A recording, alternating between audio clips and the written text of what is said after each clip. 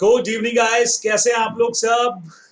तो आज हम लोग साथ में हैं और इस वक्त शाम का टाइम है, शाम का भी नहीं रात का टाइम है। लगभग बज रहे हैं, कितने बज रहे हैं, 11:07 हुए रात के। और हम लोग आज बात करने जा रहे हैं हमारे रिवीजन टेस्ट पेपर के ऊपर विद कप ऑफ कॉफी। जी हाँ, बिल्कुल कप ऑफ कॉफी के साथ में हम लोग आज बात करेंगे हमारी आरटीपीएस के ऊपर। तो आप लोग भी सब एकदम तैयार हो जाइए, जब भी इस लेक्चर को देख रहे हो सुन रहे हो बस एक कप कॉफी लीजिएगा और साथ में मेरे साथ में पूरा आरटीपी डिस्कस करिएगा। बच्चे लोगों, फाउंडेशन वाले लोगों, आप लोगों के लिए आरटीपी नया है, बिल्कुल नया है, मतलब कंसेप्ट ही नया है। इंटर वाले फाइनल वाले इसका इंपॉर्टेंस बहुत अच्छे से जानते हैं। This is called revision test paper, जो आता है एग्जाम से पहले और आप लोगों को मदद करता है एग्जाम के अंदर कि आखिर कैसा पेपर बन सकता है, कैसे क्वेश्चंस आ सकते हैं, कैसा प्रैक्टिस आप लोगों को करना है, वो सब यहाँ पे देके रखा है। तो आइए बच्चों, बात शुरू करते हैं। सबसे पहले क्वेश्चंस आप लोगों को दिए हैं इंडियन कॉन्ट्रैक्ट एक्ट 1872 के। और फर्स्ट क्वेश्चन आपके सामने है, X enter into a contract with Y to supply him 1000 water bottle और रेट है 5 rupees per water bottle to be delivered at a specified time. मुझे ऐसा लगता है कि हम लोगों ने इस क्वेश्चन को डिस्कस किया है, हम लोगों ने इस क्वेश्चन को कर रखा है, लेकिन आरटीपी में कवर है तो अपन करेंगे, बराबर। तो एक्स वाई के साथ में कॉन्ट्रैक्ट में एंटर होता है 1000 वाटर बॉटल और एक बॉटल का रेट रखा गया है 5 रुपीज पर वाटर बॉटल, बराबर। जी हाँ, कॉफी के साथ आज पढ़ाई करने वाले हम लोग पूरी, ताकि मेरी एनर्जी जो है बिल्कुल बनी रहे। और आप पियेंगे तो आपकी एनर्जी भी बिल्कुल मेरी तरह से बनी रहेगी, मुझसे ज्यादा अच्छी बनी रहेगी। भाई आप लोग तो सारे मुझसे बहुत ज्यादा यंग हैं। Thereafter, X contract with Z for the purchase of 1000 water bottle at the rate of 4.5 per water bottle। समझ रहे हैं आप लोग, बराबर। अब चूंकि उसको X को Y को 5 रुपीज में सप्लाई करना है, तो उसने Z के साथ में कॉन्ट्रैक्ट किया कि भाई तुम मुझे 4.5 के अंदर सप्लाई करोगे। तो ठीक है ना, हर बिजनेसमैन करेगा ना ये। तो 50 पैसा का पर बॉटल के ऊपर बेनिफिट कमाना है अपने को, बराबर। 50 पैसा एक बॉटल के ऊपर। एट द सेम टाइम उसने Z को बता भी दिया था कि he did so for the purpose of performing his contract enter into with Y। बच्चे लोगों, उसने क्या किया, Y को बता भी दिया। अच्छा, Y को ये नहीं बताना है कि किस रेट पे सप्लाई कर रहा है, वो कर रहा है, कुछ नहीं। सिर्फ इतना बता दिया कि भैया मेरा किसी और के साथ में कॉन्ट्रैक्ट है, तो मुझे इधर से सप्लाई करोगे, मैं आगे उसको सप्लाई करूंगा। और हमेशा की तरह Z फेल टू परफॉर्म इस contract in due course. Z यहाँ पे पूरी तरह से फेल हो गया कॉन्ट्रैक्ट को परफॉर्म करने के अंदर।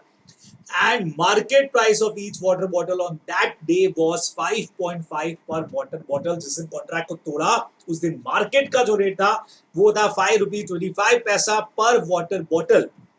कॉन्सिक्वेंटली एक्स जो है वो बट ऑब्वियस है, बाजार से भी नहीं खरीद पाया। भाई 5.25 में बाजार से खरीद के 5 में सेल करना, 0.25 का अपना नुकसान करना कौन चाहेगा।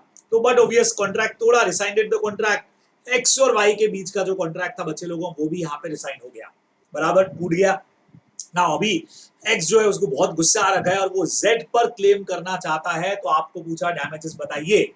बच्चों यहीं तक की अगर हम बात करें तो it is a matter of special damages. बोलो क्या कहते हो। जब आपने पार्टी को ऑलरेडी बता दिया है सर्कमस्टांसेस का कि भाई I have contract with some other person, तो आप कितना रिकवर कर सकते हैं उससे, जितना उस बंदे को प्रॉफिट का लॉस हुआ। मतलब एक्स को जितना प्रॉफिट का लॉस हुआ बच्चों, एक्स यहाँ पे 5 रुपीज के अंदर आगे सेल करने वाला था और इसको 4.5 में परचेज करने वाला था। यानी कि 50 पैसा जो है पर वाटर बॉटल के हिसाब से 1000 बॉटल्स का वो रिकवर कर सकता है। सिंपल सा पॉइंट है, बिकॉज उसने इन्फॉर्म कर दिया था। अब इस बार बच्चों इस क्वेश्चन की खासियत देखो, अगर इन्फॉर्म नहीं करता तो ज्यादा फायदे में रहता। ये कभी कभार होता है बच्चों, किस्मत का खेल कह लो इसको आप लोग। अगर हम हमेशा कहते हैं कि भाई बता देते तो आप ये वसूल कर सकते थे, अगर बता देते बच्चों तो 0.50 ही रिकवर कर पा रहे हैं, जैसा आप लोग यहाँ देख रहे हो। What would be your answer if Z had not informed about Y's contract? अगर उसने ये नहीं बताया होता, अगर नहीं बताया होता तो Z को कोई लेना देना नहीं कि भाई आपका Y के साथ कॉन्ट्रैक्ट हुआ, कितने में हुआ, कोई मतलब नहीं। सीधा हम देखते हैं उस दिन का market price minus contract price, और वो होता 5.25 माइनस 5 नहीं भाई, माइनस कितने में लेने वाले थे हम इससे, बोलो बोलो बोलो। कॉन्ट्रैक्ट प्राइस 4.5, यानी कि पूरा पूरा 75 पैसा जो है वो रिकवर कर सकता था बच्चों। ये यानी अगर बता दिया तो 50 पैसा, नहीं बताया होता तो 0.75 पैसा पर वाटर बॉटल ले सकता था। अब ऐसा कभी कभार हो जाता है, बराबर। कई बार अपन कहते हैं ना कि भाई नुकसान के अंदर भी वो फायदा कई बार होता है ना, कई बार लोगों के साथ ऐसा हो जाता है। आपको याद हो तो फ्रॉड के टाइम पे मैंने पढ़ाया था कि फ्रॉड करने की कोशिश की लेकिन सामने वाले को फायदा हो गया था। ऐसा ही कुछ यहाँ पे समझो कि इन्फॉर्म नहीं किया होता तो इतना आप रिकवर कर सकते थे। पूछा आपसे कि बताओ इंडियन कॉन्ट्रैक्ट का कौन सा प्रोविजन इसमें लगेगा, तो बच्चे लोगों जहां ये सारे के सारे क्वेश्चंस खत्म होंगे वहां पे आपके आंसर स्टार्ट हो जाएंगे, बराबर। तो आइए सजेस्टेड आंसर का फर्स्ट पॉइंट नजर डालो। लिखने का तरीका देख लीजिए, breach of contract damages section 73 of Indian contract act 1872। आपको हमेशा मैंने बोला है इसी तरह से आंसर को लिखेंगे, बराबर। और सबसे पहले बच्चों इन्होंने डैमेजेस को समझा दिया है, लैंग्वेज आप अपनी लिख सकते हो। entitled to receive from the party who has broken the contract compensation for any loss or damages caused to him and thereby which naturally arise in the usual course of thing from such breach or which the party knew when they made the contract to likely to be result from the breach of it। अब आप कहोगे sir इतना बड़ा para जिसमें कहीं full stop भी नहीं लगाया, सर हमसे तो ना हो पाएगा, सर हम नहीं कर पाएंगे। बच्चे लोगों घबराने की जरूरत नहीं है, इंस्टीट्यूट बट ऑब्वियस है वही लिखेगा जो स्टडी मैट में लिखा गया है, बराबर। लेकिन आप अपने हिसाब से इसको चेंज कर सकते हैं। तो हम जो ऑर्डिनरी डैमेजेस वाला हमारा पूरा मैटर है वो यहाँ पे समझाने वाले हैं, बराबर। लीडिंग केस आप लोग सब जानते हो, हेडले वर्सेस मैक्सवेल वाला अपना केस इसके अंदर काम में आता है, जिसमें क्लियर डिसाइडेड था कि अगर special circumstances under which the contract was actually made were communicated by the plaintiff to the defendant. Sir ये वर्ड नहीं याद रहे तो one party to another party भी लिख सकते हो, and thus known to both the parties to the contract. तो डैमेजेस कितना होगा, जितना आपको वहां पे स्पेशल सर्कमस्टांसेस की वजह से नुकसान हुआ होता बच्चों, उतना ही आप रिकवर यहां पे कर सकते थे। एकदम सिंपल सा पॉइंट है, बराबर। तो अब आपको हमेशा मैंने कहा है कि सबसे पहले तो प्रोविजन को समझाओ, तो आप देख सकते हो हमेशा लिखने का तरीका, सबसे पहले बच्चों प्रोविजन, फिर उसके बाद चूंकि प्रैक्टिकल टाइप का क्वेश्चन है तो डिटेल यहां पे आ गया। इंस्टेंट केस में X had intimated Z that he was purchasing water bottle from him for the purpose of performing the contract with Y, बता दिया था, बराबर। The Z had the knowledge of the special circumstances. बच्चों बहुत सीधा सीधा सा बात हो गया, जेड को इस बारे में पता था। Therefore, X is entitled to claim 500 rupees बच्चों, 50 पैसा पर वाटर बॉटल। मैंने आपको पहले ही कह दिया उसके हिसाब से 1000 का पैसा वो रिकवर कर सकता है।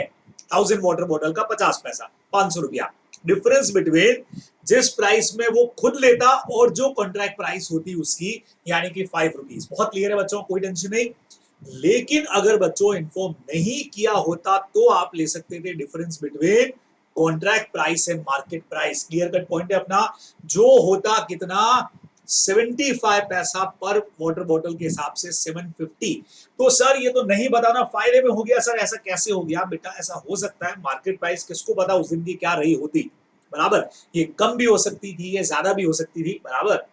तो इस वजह से आपको ध्यान में रखना है कि इसका आंसर 750 रुपीज आने वाला है अगर इन्फॉर्म नहीं किया होता तो ये आपका सीधा सीधा सा डैमेजेस के ऊपर बच्चों एक क्वेश्चन है एग्जाम में, यहाँ पे मतलब आरटीबी के अंदर है। आइए सेकंड क्वेश्चन के ऊपर नजर डालिए क्या लिखा है। Mr. Shyam owned a motor car. He approached Mr. Vikas and offered to sell his motor car for rupees 3 lakh. ठीक है भाई, श्याम यहाँ पे सेलर हमारा हो रहा है, विकास यहाँ पे परचेज करने वाला है। श्याम यानी कि सेलर उसको बोलता है Mr. Vikas that the motor car is running at the rate of 30 km per liter of petrol। बच्चे देखो क्या कहा है उन्होंने बोला सर ये जो गाड़ी हमारी चलती है वो 30 किलोमीटर पर लीटर पेट्रोल के हिसाब से चलती है ना। और सबसे बच्चों बढ़िया बात, फ्यूल मीटर और स्पीड मीटर जो है वो बिल्कुल परफेक्ट काम कर रहा है, यानी उसमें कोई गोलमाल झोलमाल कुछ भी नहीं किया है। ठीक है, now mister Vikas agreed with the proposal of mister Shyam, वो एग्री हो गया, डिलीवरी उन्होंने ले लिया है, पूरा 3 लाख रुपीस पे कर दिया है। आफ्टर 10 days भाई साहब विकास वापस आए with car and state the claim made by mister Shyam regarding fuel efficiency was not correct. तुमने झूठ बोला, 30 किलोमीटर गलत था, and therefore there was a case of misrepresentation. Sir fraud क्यों नहीं बच्चे, एक ही बात हो गया, अनजाने में हो सकता है तो मिसरिप्रेजेंटेशन है, फ्रॉड का केस भी हो सकता था। क्वेश्चन में जो दिया है वो दिया है, क्वेश्चन में जो बात कही जाए बच्चों उसके ऊपर कभी भी शक नहीं करना चाहिए, बराबर। वो अपना कौन सा डायलॉग है, अपना कौन सा बाज की नजर, और बाजीराव की क्या था, तलवार, ऐसा कुछ था ना, उस पर कभी संदेह नहीं करते। तो बिल्कुल ऐसा ही बच्चों आईसीआई के क्वेश्चन के ऊपर कभी कोई संदेह नहीं करना है आपको कि सर यहाँ फ्रॉड क्यों नहीं आया, ऐसा क्यों नहीं आया, एक ही बात होगी। Referring to the provision of the Indian contract act 1872 decide and write whether mister Vikas can rescind the contract. क्या यहाँ पे मिस्टर विकास कॉन्ट्रैक्ट को तोड़ सकते हैं क्या, ये आपसे पूछा है, सोचो फटाफट से।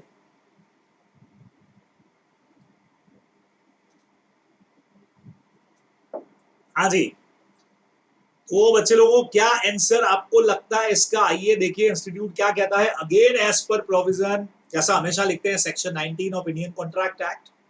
सबसे पहले बच्चों, when consent is to be agreement is caused by coercion, fraud, misrepresentation, the agreement is contract voidable at the option of the party whose consent was so caused।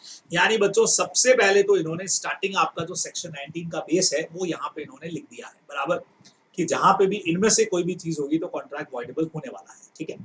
अब party to contract whose consent was caused by fraud और misrepresentation, अगर thinks fit insist the contract shall be perform and that he shall be put in the position in which he would have been if the representation made have been true. Sir ये lines कहां से आई बच्चों, ये वही वाली line से जहां लिखा गया है कि फ्रॉड या मिसरिप्रेजेंटेशन में एग्रीव पार्टी या तो बोल सकती है आपको आकर के कि कॉन्ट्रैक्ट को परफॉर्म करिए, बिल्कुल वैसा ही जैसा आपने प्रॉमिस किया था, 30 किलोमीटर वाला दीजिए, नहीं तो डैमेजेस पे करिए। लेकिन बच्चों इसका एक एक्सेप्शन आपने पढ़ा है, जरूर आपने नोट्स के अंदर पढ़ा होगा, if such consent was caused bye misrepresentation और बाय साइलेंस, वो फ्रॉड वाला, in the meaning of section 17, the contract nevertheless is not voidable.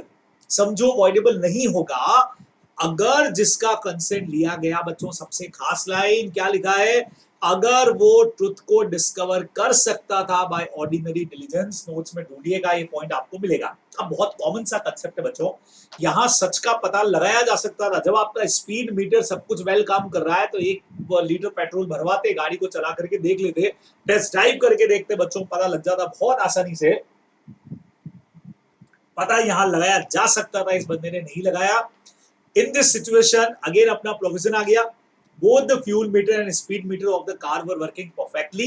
Mr. Vikas had the means of discovering the truth। भाई साहब ये चेक कर सकते थे, इन्होंने नहीं किया। Therefore, the contract is not voidable. Hence, Mr. Vikas cannot resign the contract on the above ground। बच्चों आंसर को लिखने का तरीका सीखो, यहां तक आप देखो एक प्रॉपर तरीके का प्रोविजन इन्होंने दिया है। फिर बच्चों यहां से यहां तक इन्होंने क्वेश्चन को समझा दिया बहुत शॉर्ट के अंदर, पूरा क्वेश्चन डिटेल में लिखने का जरूरत नहीं था, बराबर। सर वहां क्यों लिखा ऊपर वाले में बच्चे, वहां अपने को रेट्स के बारे में बताना था, ये डिफरेंस वो डिफरेंस तो करना पड़ा।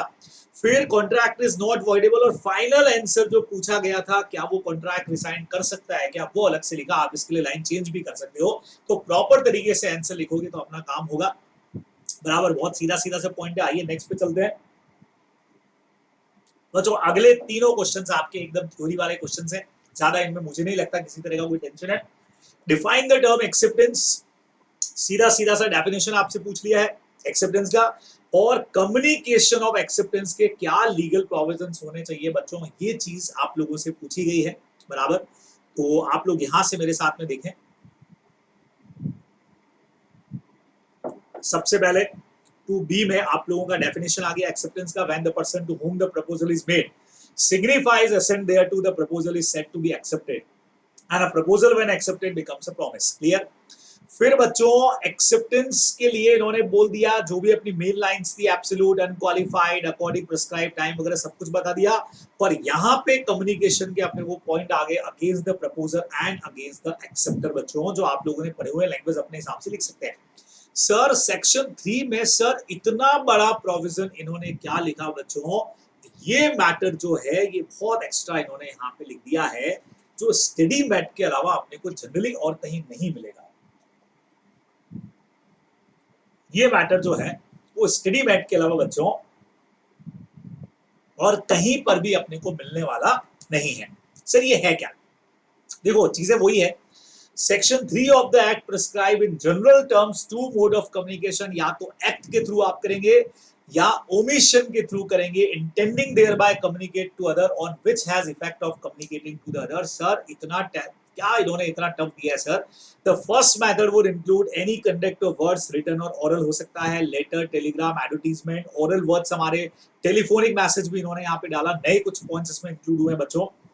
Any conduct would include positive act or sign so that other person understand what the person acting। कई बार आप वर्ड्स यूज नहीं करते, याद करो ना इम्प्लाइड कॉन्ट्रैक्ट अपन ने पढ़ा है, वर्ड्स आपने यूज नहीं किया लेकिन एक्ट के थ्रू, सिग्नल के थ्रू आपने सामने वाले को कन्वे कर दिया कि आप कॉन्ट्रैक्ट को एक्सेप्ट करने के लिए तैयार हैं, ठीक है।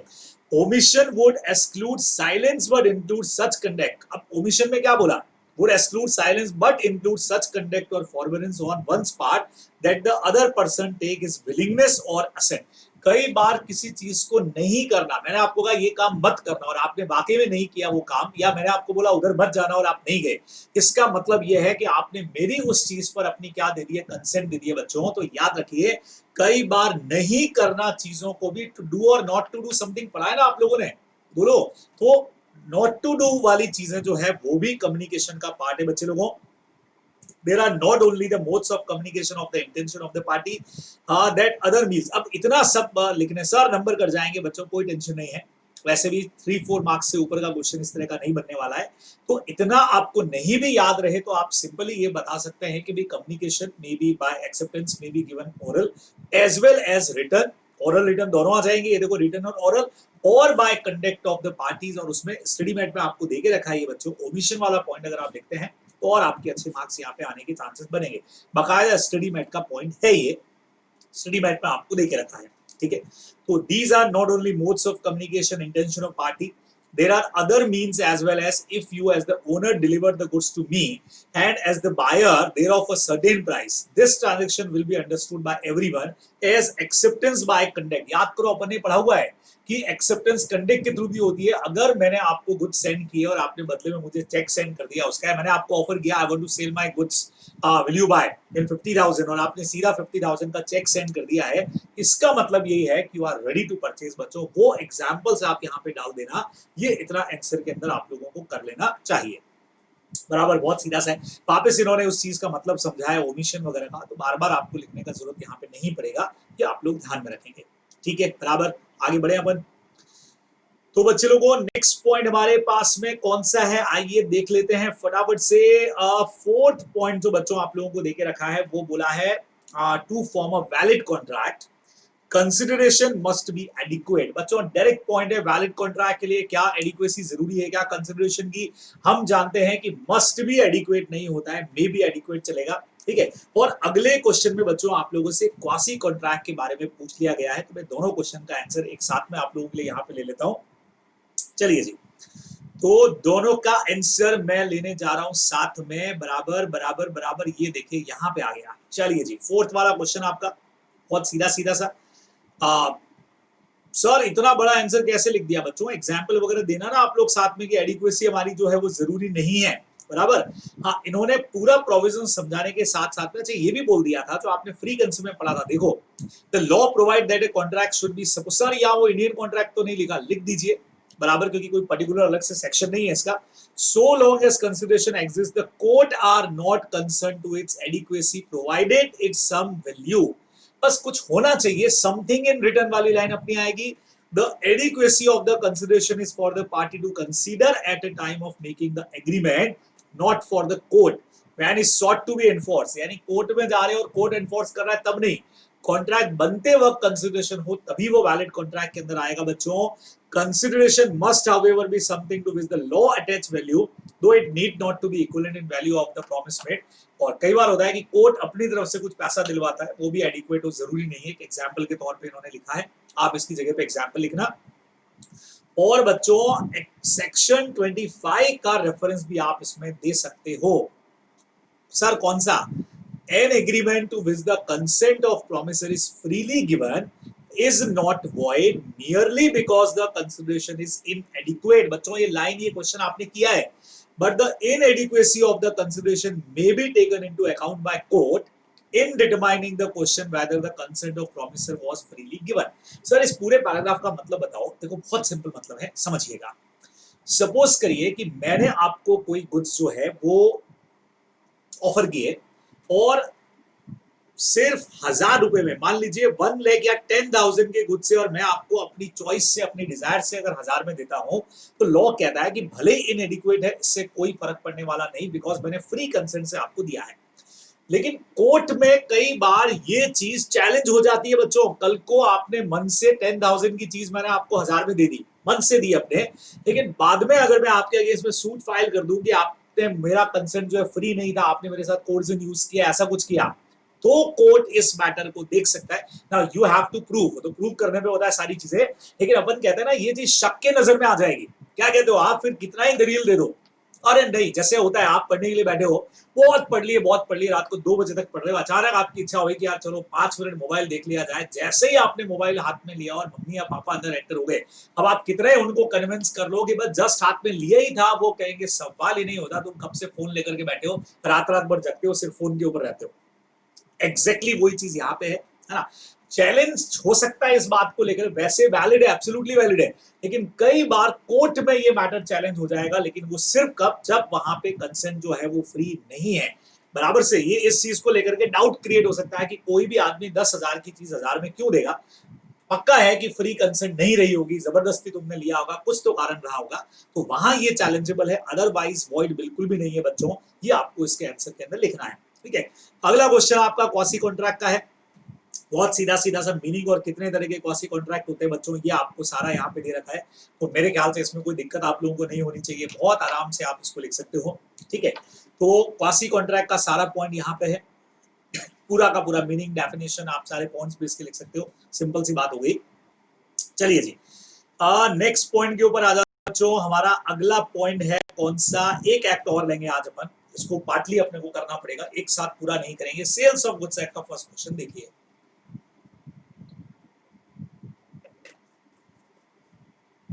हाँ जी, सेल्स ऑफ गुड्स एक्ट का फर्स्ट क्वेश्चन, सेम क्वेश्चन हम लोगों ने किया है। J the owner of a Fiat car wants to sell his car, अपनी कार बेचना चाहता है। For this purpose he hand over the car to P a mercantile agent for a sale at a price not less than 50,000। अपने agent को बोला 50,000 से कम में मत बेचना भाई। एजेंट ने उसको सेल कर दिया 40,000 में ए को, जिस बेचारे ने पूरे गुड फेथ में और विदाउट नोटिस के कि भाई कोई फ्रॉड हो रहा है, इस कार को परचेज भी कर लिया। Now P miss appropriated the money also. समझो, पी पैसा लेके, एजेंट पैसा लेके भाग भी गया। अब जे चाहता है कि उस सेलर परचेजर से कार को वापस ले ले, कार को वापस रिकवर कर ले। आपसे पूछा गया कि डिसाइड करके बताओ given reason whether J would succeed. यहाँ पे हमारा जे जो है वो सक्सीड करेगा नहीं करेगा बच्चों, ये आप लोगों से सीधा सीधा से पूछ लिया गया। तो मेरे ख्याल से बच्चे लोगों, ये क्वेश्चन आप लोगों ने किया हुआ है, कहां पढ़ा, याद करो, नेमोडेट वाला अपना रूल, जहां मर्केंटाइल एजेंट अगर अपनी ऑथोरिटी में गुड्स को आगे सेल करता है तो परचेस करने वाले को गुड्स पर बेटर टाइटल रिसीव हो जाएंगे। ये प्रोविजन आप लोगों ने पढ़ा है। आइए आपको थोड़ी झलक दिखा देता हूं मैं। स्टार्टिंग पॉइंट आपका पहला यही था, the problem in the case based on the provision of sales of goods act contained in the proviso of section 27 में बच्चों आप लोगों को ये देके रखा है, बराबर। और क्लियर आपका मर्केंटाइल एजेंट वाला पूरा का पूरा प्रोविजन यहाँ पे लिख दोगे। क्या कहते हो, कोई टेंशन इसके अंदर, आप सबको ये प्रोविजन अच्छी तरह से आता है, बराबर। एकदम क्लियर कट हमारा मैटर है, कोई इसके अंदर हमारी टेंशन नहीं, सीधा सीधा सा है। The proviso provide that agent is one who is in the customary course of business has such agent authority either to sell goods or consign goods for the purpose of sale or buy goods or raise money on the security of the goods. Sir ये 2(9) वाली definition कहां से लाए बच्चों, सीखो सीखो सीखो बच्चे लोगों। ये जो बात लेकर के आए ये मर्केंटाइल एजेंट वाली, ये चैप्टर नंबर 1 में अपने मर्केंटाइल एजेंट का डेफिनेशन पढ़ा। सर इतना ध्यान में रखना पड़ेगा क्या? यस बच्चों, आपको आरटीपी इसीलिए करवाई जा रही है, प्रीवियस पेपर्स इसीलिए हमको देखने चाहिए कि आखिर आईसीएआई क्या चाहता है, वो आप लोगों को यहाँ पे आना चाहिए, बराबर। The buyer of the goods from a agent has no authority to principal to sell goods get a good। बहुत सीधा सा हो गया। बायर बेचारा जो है इन कंडीशंस के अंदर उसको बिल्कुल अच्छे से वैलिड टाइटल गुड्स के ऊपर मिल जाएगा बच्चे लोगों। सबसे पहला वही पॉइंट्स जो अपन ने पढ़े, गुड्स पोजीशन में होने चाहिए सेलर के, सॉरी एजेंट के। एजेंट जो है वो उनको ऑर्डिनरी कोर्स ऑफ बिजनेस के अंदर सेल कर रहा है। Buyer should act in good faith और बायर को नहीं पता है कि इसको 40,000 में बेचने का ऑथोरिटी नहीं था, उसको थोड़ी पता है ये बात। तो इस केस में बच्चों फाइनल आंसर देखो, in the instant case P the agent was in position of the car with J's consent for the purpose of sale. Clear बोल दिया आपको, है ना। तो A the buyer therefore obtain a good title to the car, बिल्कुल उसको ownership मिलेगी, और जे के पास यहाँ पे ए के अगेंस्ट में कार को रिकवर करने के राइट्स नहीं है। सो अब नाइंसाफी हो गई बेटा, एजेंट को पकड़ेगा वो, सीधी सीधी सी बात है, कोई टेंशन यहाँ पे है नहीं। तो बहुत आराम से आप ये answer sales of goods act का लिख सकते थे। चलिए जी, फटाफट से नेक्स्ट वाले क्वेश्चन पर आते हैं बच्चे लोगों। 7th क्वेश्चन देखो, Surat sold his car to Sohan 75,000। After inspection and satisfaction Sohan ने 25,000 पे किया and took possession of the car and promise to pay the remaining amount within a month. यानी सेलर है सूरज, यहाँ पे बायर है अपना कौन, सोहन। लेटर ऑन सोहन ने क्या किया है, refuse to give the remaining amount on the ground that the car was not in good condition, इसलिए उसने बचा हुआ पैसा देने से मना कर दिया। अब आपसे पूछा सूरज जो हमारा सेलर है इसकी रेमेडी बताओ। यानी बायर अगर कॉन्ट्रैक्ट तोड़े तो सेलर के पास में क्या राइट्स है सर, वो है ना राइट ऑफ लियन और ये सारे कुछ राइट्स हमारे पास में है। देखिए बच्चों कि क्या होने चाहिए राइट्स में, एग्जैक्टली आपको लिखना क्या है, मैं आपको आंसर बताता हूं। क्वेश्चन नंबर 7 का देखिएगा। As per section 55, an unpaid seller has a right to institute a suit for price against the buyer personally because goods तो है नहीं, तो जब ये कार तो चली गई है, तो ऐसे में बच्चों अपने पास वो गुड्स के अगेंस्ट वाले राइट तो गए, तो जो पर्सनल राइट अपने पास में थे वो आ जाएंगे। और उसमें क्या लिखा है, where under a contract of sale the property in the goods has pass to the buyer, और बायर अगर मना कर देता है पे करने से तो सेलर उस पर प्राइस का गेस करेगा, नंबर 1। सेकेंड नंबर, ये भी आपने पढ़ा है, where under a contract of sale the price is payable on a certain day irrespective of delivery, और बायर रॉन्गफुली मना करता है पैसे देने से, the seller may sue him for the price. ऊपर वाली लाइन ही है, लेकिन आगे it makes no difference even if the property in the goods has not passed and the goods have not been appropriated to the contract। बच्चों ये वो वाली बात है, चाहे कार दी होती चाहे नहीं दी होती, आपके पास क्योंकि आप अनपेड सेलर हो तो बायर के अगेंस्ट में केस करने के राइट्स आपके पास में सिक्योर यहाँ पे होते। ठीक है, तो the problem based on above provision, यहाँ पे बिल्कुल सूरज सक्सीड करेगा और अपना बचा हुआ पैसा रिकवर करेगा। उसके अलावा बच्चों आप लोग सब जानते हो इंटरेस्ट लेगा रिमेनिंग अमाउंट के ऊपर, बराबर। फिर बच्चों केस जब तक चलेगा वहां तक का इंटरेस्ट अपने को लेना है, टाइम पीरियड हमने आपको बता दिया, और कोर्ट की कॉस्ट ऑफ द प्रोसीडिंग। बच्चों सर ये कभी पढ़ा तो नहीं, ये अपना एक अंडरस्टूड पॉइंट है कि जो कोर्ट केस की फीस लगेगी, मेरे जैसे एडवोकेट का फीस नहीं, कोर्ट का जो है कॉस्ट ऑफ द प्रोसीडिंग लगी, वो सब आप रिकवर कर सकते हो बच्चों, ये अपने को ध्यान में यहाँ पे रखना चाहिए था। चलिए जी, 2 प्रैक्टिकल क्वेश्चंस हमारे पास में हो गए। आंसर लिखने का तरीका देखते जाना है आपको। सर ये कहाँ मिलेगा, आप लोगों के आईसीआई के साइट के ऊपर आपको ये पूरा का पूरा आरटीपी जो है वो अवेलेबल होगा।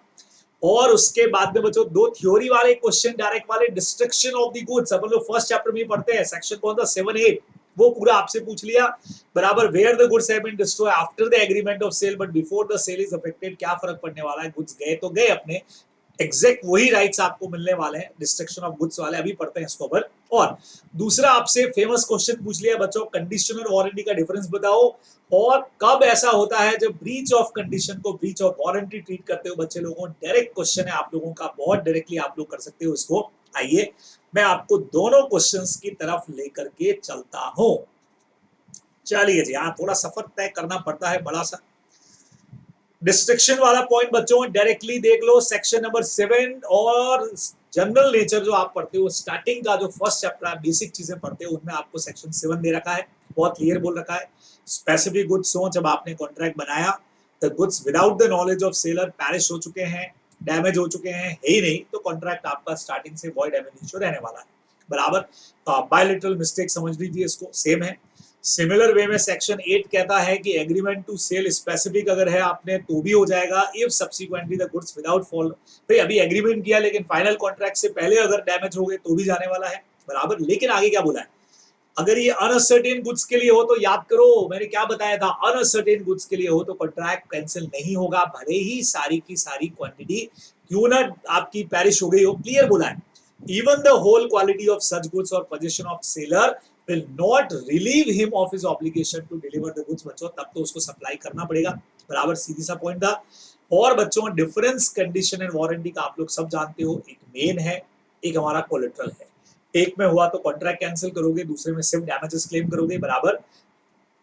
breach of condition can be treated as breach of warranty, but breach of warranty cannot be treated as breach of condition।